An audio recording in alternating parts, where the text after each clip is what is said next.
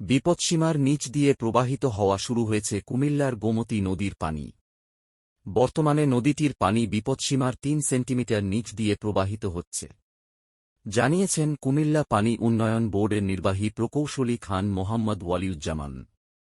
তিনি আরও জানান, গোমতী নদীর পানি কমছে, বিপৎসীমার ৩ সেন্টিমিটার নিচ দিয়ে প্রবাহিত হচ্ছে, পরিস্থিতি উন্নতির দিকে যাচ্ছে। এর আগে গত ২২ আগস্ট রাতে গোমতীর পানি বিপৎসীমার স্মরণকালের সর্বোচ্চ ওপর দিয়ে প্রবাহিত হয়েছিল।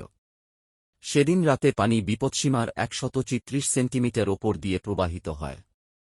ওই দিন দিবাগত রাত ১২টার দিকে নদীর বুড়িচং উপজেলার ১৬ ইউনিয়নের বুড়বুড়িয়া এলাকার বাঁধ ভেঙে লোকালয়ে পানির প্রবাহ বাড়ে, ফলে নিম্নাঞ্চল প্লাবিত হয়ে ভয়াবহ বন্যার সৃষ্টি করে।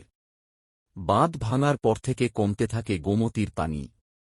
পরদিন শুক্রবার ও শনিবার বিপৎসীমার ১ সেন্টিমিটার কমতে থাকে।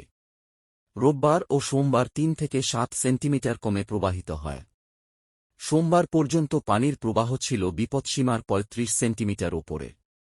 মঙ্গলবার রাত ৯টার দিকে বিপৎসীমার সমান হয় এ নদীর পানি।